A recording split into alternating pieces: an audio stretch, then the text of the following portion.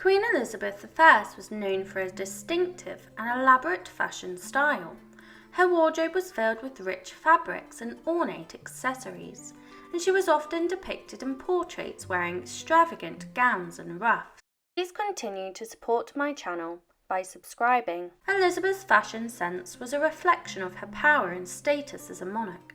She used her clothing and accessories to communicate her wealth and authority, and she carefully selected her outfits to make political statements and to convey her regal presence. Her preference for bold colours such as red and gold, and her use of symbols such as the phoenix, which represented her as the Virgin Queen, helped to reinforce her image as a powerful and regal figure. In addition to her elaborate gowns, Elizabeth was also known for her use of wigs and false hairpieces, which were very popular in the era. These wigs were often made from horsehair and were styled in a variety of ways, from curly and frizzy to straight and sleek. Queen Elizabeth I was known for her distinctive and heavily made-up appearance. In the 16th century, the use of cosmetics and makeup was common among women of the nobility and the court, and Elizabeth was no exception.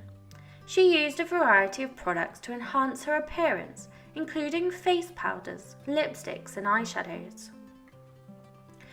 One of the most noticeable aspects of Elizabeth's makeup were her use of white lead powder, which was applied to her skin to give it a pale and youthful appearance. The use of lead-based cosmetics was popular in Elizabethan England, but it was also dangerous, as lead is highly toxic and can cause serious health problems with prolonged exposure.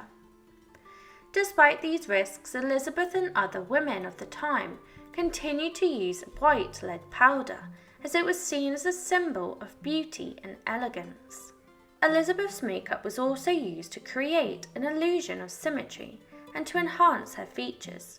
For example, she would use eyeliner to define her eyes and make them appear larger, and she would apply rouge to her cheeks to create a healthy glow.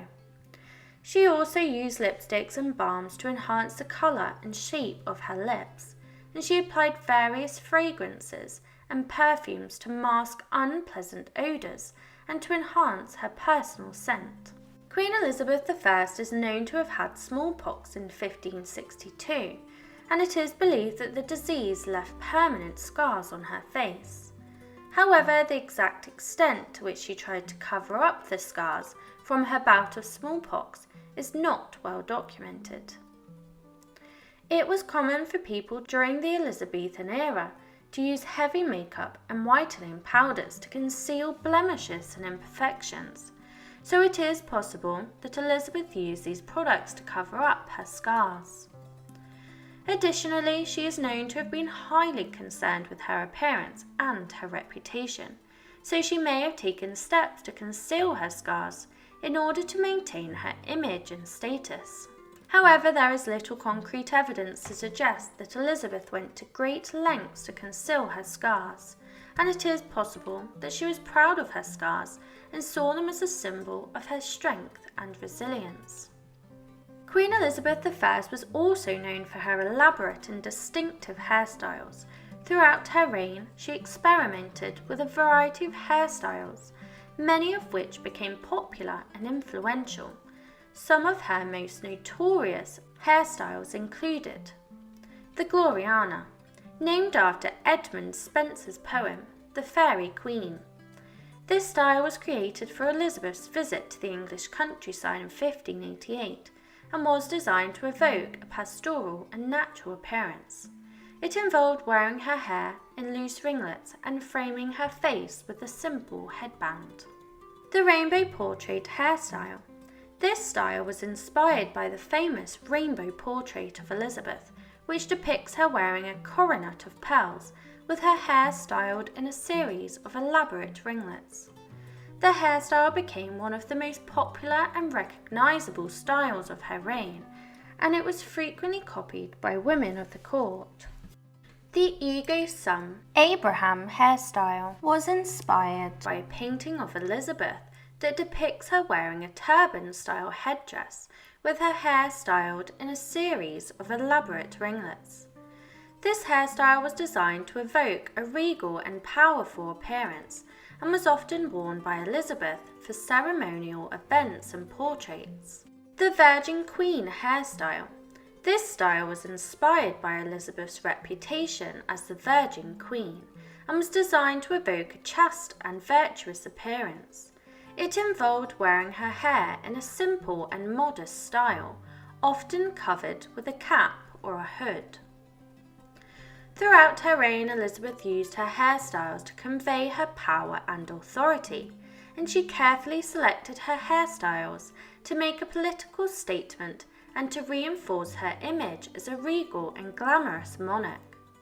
Her distinctive and influential hairstyles continue to be celebrated and studied today, and she remains an iconic figure in the history of hair and beauty. The Elizabethan style was a distinctive artistic and cultural movement that emerged during the reign by Queen Elizabeth I from 1558 to 1603. It was characterised by a rich and ornate aesthetic, as well as by a focus on elegance, sophistication and grandeur. The Elizabethan style was influential across a range of artistic and cultural domains, including fashion, architecture, art, literature and theatre. In fashion, the Elizabethan style was marked by elaborate and ornate clothing and accessories, often made from rich fabrics such as velvet and silk. Women's fashion was particularly extravagant, with voluminous skirts, stiffened bodices, and elaborately decorated collars and sleeves. The ruff, a circular collar made from stiffened fabric, was also a popular accessory in Elizabethan fashion. In architecture, the Elizabethan style was characterised by the use of large and elaborate building facades with gabled roofs, intricate carvings, and ornamented doorways. Many of the grandest buildings of the era, such as the Palace of Whitehall in London, were designed in the Elizabethan style. In art, the Elizabethan style was marked by a focus on realism and detail, as well as by a love of grandeur and extravagance. Portraits of Elizabeth and her courtiers, as well as paintings of biblical and classical scenes, were among the most popular forms of art during this time. In literature, the Elizabethan style was characterised by a focus on romance, adventure, and courtly love, as well as by a love of elaborate language and poetic form. William Shakespeare's plays are perhaps the most famous examples of Elizabethan literature, and his works continue to be widely read and performed today. Queen Elizabeth I used a variety of accessories to complement her attire and to signal her power and wealth. Her love of elaborate and ornate styles continue to inspire fashion and beauty enthusiasts today. The Elizabethan style was a rich and diverse cultural movement that shaped the artistic and cultural landscapes of England during the reign of Queen Elizabeth I. Its influence can still be seen in many aspects of modern culture, and it remains an important and celebrated chapter in the history of the arts. While in private, Queen Elizabeth I preferred to wear simple gowns and would reputedly wear the same plain gown for 2 or 3 days. When she was in public, she dressed to impress. No one was allowed to rival the Queen's appearance, and one unfortunate maid of honour was reprimanded for wearing a gown that was too sumptuous for her. The maids were meant to complement the Queen's appearance, not to outshine her. In the later years of the reign, the maids wore gowns of plain colours such as white or silver. The Queen had dresses of all colours, but white and black were her favourite colours, as they symbolised virginity and purity, and were more often than not, she wore a gown of these colours. The Queen's gowns would be gorgeously hand-embroidered with all sorts of coloured thread and decorated with diamonds, rubies, sapphires and all kinds of jewels. During the Elizabethan era, Women's clothing was typically made from rich fabrics such as velvet and silk, and was characterized by elaborate and ornate designs. Skirts were often voluminous, with stiffened bodices and corsets to create a flattering hourglass silhouette. Women also wore elaborate collars and sleeves, which were often decorated with lace, embroidery or pearls. The ruff, a circular collar made from stiffened fabric, was also a popular accessory in Elizabethan fashion. Elizabeth herself was known for her elaborate and ornate attire, and she frequently changed her outfits several times a day to reflect her mood and to make political statements. She was also known for her fondness for glittering and sparkling jewels and accessories, which she used to adorn her clothing and to convey her power and wealth. It is not known exactly where all Queen Elizabeth I's clothing is now, as much of it is likely lost or destroyed over time. However, some of her attire and accessories are believed to have survived and are now housed in museums and other collections around the world. For example, some of Elizabeth's clothing, including gloves and a fan, is on display at the Victoria and Albert Museum in London. The museum is home to a large collection of clothing and accessories from the Elizabethan era, as well as many other important artifacts from the history of fashion and design. Additionally, some of Elizabeth's clothing and accessories are believed to be in private collections, passed down through families or acquired by collectors over the years. However, much of her attire is likely lost to time, and it is difficult to determine exactly what survived and what has not.